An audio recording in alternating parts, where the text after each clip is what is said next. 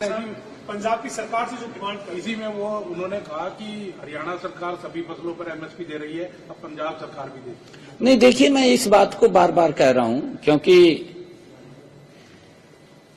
पंजाब के अंदर हमने वहां के मुख्यमंत्री को जब उनको उकसाते थे, वहां के किसान को ये लोग, मैंने तब भी कहा था भी आप उकसाइए मत, ये किसान के हमारे हार्ट के साथ जुड़ा हुआ मामला है, क्योंकि मैं किसान का बेटा हूं।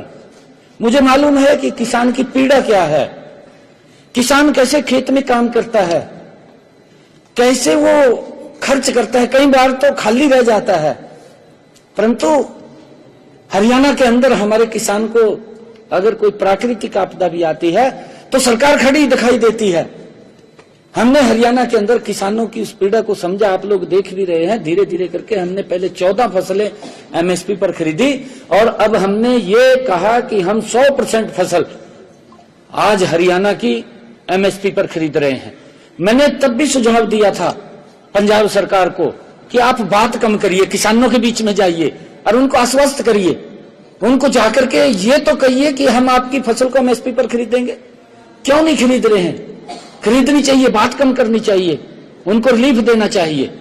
किसान ये धरती पुत्र है जो देश के लोगों का पेट भरता है, उसकी चिंता अगर हम नहीं करेंगे बात थोड़ी होगी, बात नहीं करनी चाहिए, हमने रिलीफ देना चाहिए। मैं अब भी पंजाब के मुख्यमंत्री को कहना चाहूंगा कि आप किसानों के बीच में जाकर के उनके ऊपर लाठी ना चलाएं, आप उनको मजबूत करने का काम करें, ऐसा नहीं है।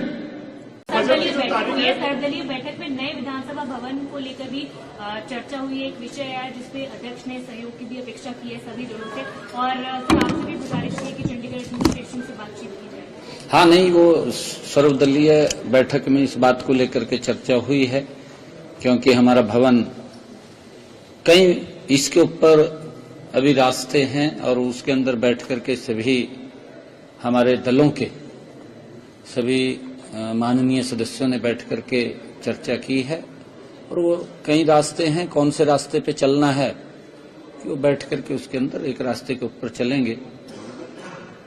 और भवन हमने बनाना क्योंकि हमारा छोटा भवन है विधानसभा का, उसको लेकर के उसमें चर्चा हुई है। बार बार ये बात कहता है कि नया भवन अब नहीं बनना चाहिए, इसी को एक्सटेंड करना चाहिए, तो इस बात पे सहमत है सर विपक्ष? नहीं, देखिए, ये भी उनकी तरफ से ये भी सुझाव था, उसके अंदर मैंने कहा है भी कई विषय इस भवन को लेकर के कई चर्चाएं हैं और अलग अलग सबके मत हैं, रास्ता एक है। हाँ। और सर्वदलीय बैठक में कल महामहिम राज्यपाल महोदय जी का अभिभाषण से कल विधानसभा का सत्र का प्रारंभ होगा और अभी फिलहाल के लिए उसको 28 तारीख तक रखा है कि और आगे अगर एक्सटेंड करने की आवश्यकता पड़ी तो बीएससी की मीटिंग के अंदर बैठ करके उसको और बढ़ाया जा सकता है। अभी उसके ऊपर चर्चा हुई है, अलग अलग कुछ बीच में पर्व भी हैं, त्योहार हैं और सैटरडे संडे को छुट्टी भी है।